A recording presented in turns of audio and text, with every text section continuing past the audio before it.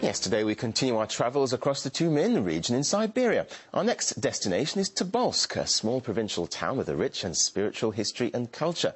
Located more than 2,000 kilometers east of Moscow, it was once the capital of Siberia.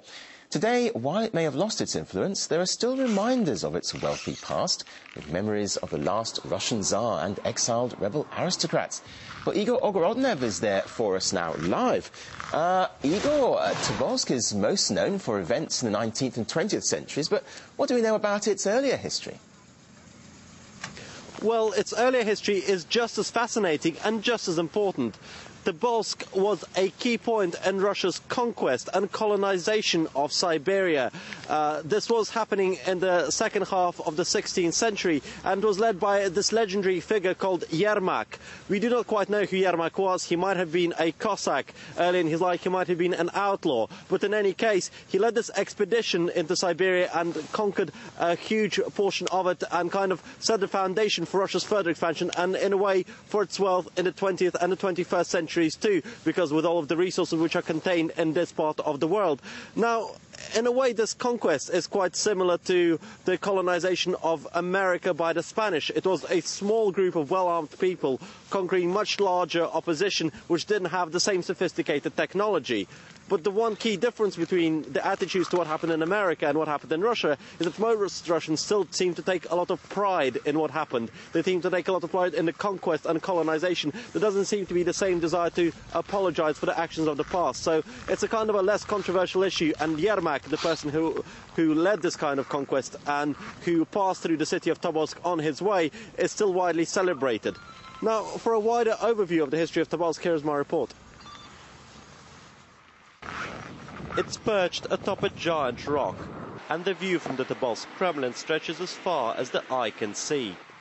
Apt for a city that ruled all of Siberia for centuries. It lost its economic importance even before it was bypassed by the Trans-Siberian Railway, but Tobolsk remains a spiritual center.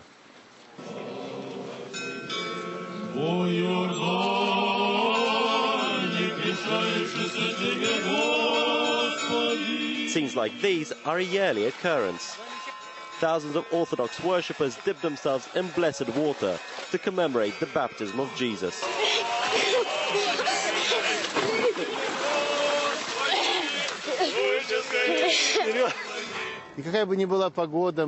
It doesn't matter if it's minus 30. It's a Siberian tradition. I do it myself every year. For everyone to overcome their worst fears, it is desirable to take the plunge. But its picture postcard churches hide the story of a city built by opportunist explorers, political exiles, and crafty fur traders. In the 1580s, the Russians had only just conquered Siberia, taking it from the Muslim Tatars. Surrounded by enemies, Tobolsk was to be their stronghold, constructed on top of an older city. But soon enough, it became an economic hub. Siberian fur was the oil of its time, bringing in a third of all Russia's state revenue. But Tobolsk's remote location had other uses for the Russian Tsar. Tobolsk was one of the most popular places to send political dissenters. Not only people were exiled, but once a giant bell that was used to incite riots was forced to serve a 300-year term. The Russian aristocrats who led a revolt against the Tsar in 1825, known as the Decembrists, were sent here in droves. Here they created a replica high society, adopting the latest fashions as soon as they came out, or at least once they made it from Paris to Siberia. But the city also served up some bitter irony for the Russian royal family after the Bolshevik Revolution. This is the office where Tsar Nicholas II spent most of the last year of his life. His whole family had been exiled here, and they led a fairly comfortable existence. This was a big house, but they weren't allowed to see visitors or go outside themselves. Whilst leading this ordinary, normal countryside lifestyle, they even had thoughts of escape. But within the year, the Tsar and his family would be dead.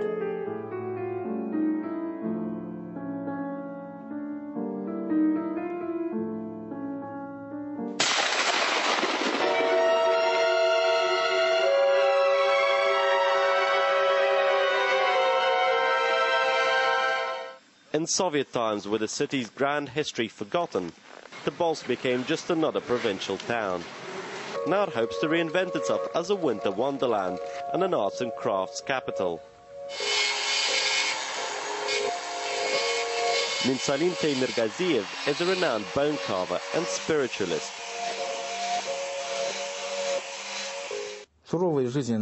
A rough climate like here predisposes people to use their creativity to imagine something else.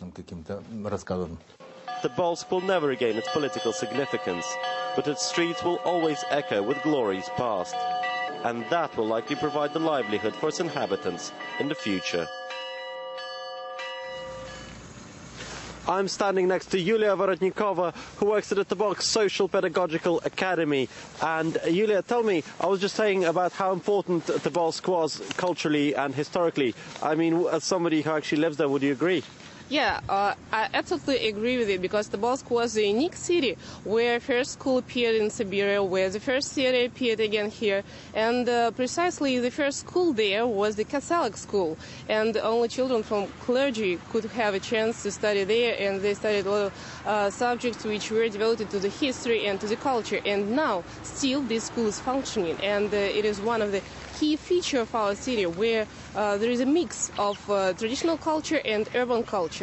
So if you come to Tobolsk, you may find this peculiar circumstance when a city is divided into two parts, so-called historical parts, lowlands, and usually people of traditional culture may believe they are Tatar culture or something like that, and still we have highlands. It's a modern city, but this modern city is started from the unique Kremlin.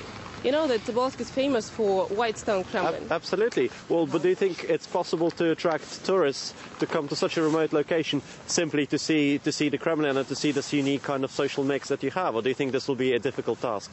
I don't think it will be a difficult task, because Tobolsk has got not only just white stone Kremlin. We have a lot of mysteries inside the city, because some legends say that we have inner town under the Kremlin, but nobody knows precisely what it's like. And also we have a lot of famous people who were born here, and we have a lot of expositions to attract people to tell about famous celebrities. But still, these celebrities like Dmitry Ivanovich Mendeleev, like Peter Yershov, like the painter Perov, or maybe the composer Alabiev, almost everybody knows about them, but nobody knows their biography, and nobody knows where they were born. Indeed, indeed. Well, this is fascinating. We're finding out new things about Tobolsk all the time. I was speaking to Yulia Vorotnikova, who works as an educator in Tobolsk. Thank you. OK, we look forward to more, Igor. That's correspondent Igor Ogorodnev, live from the Tumen region. Thank you for now.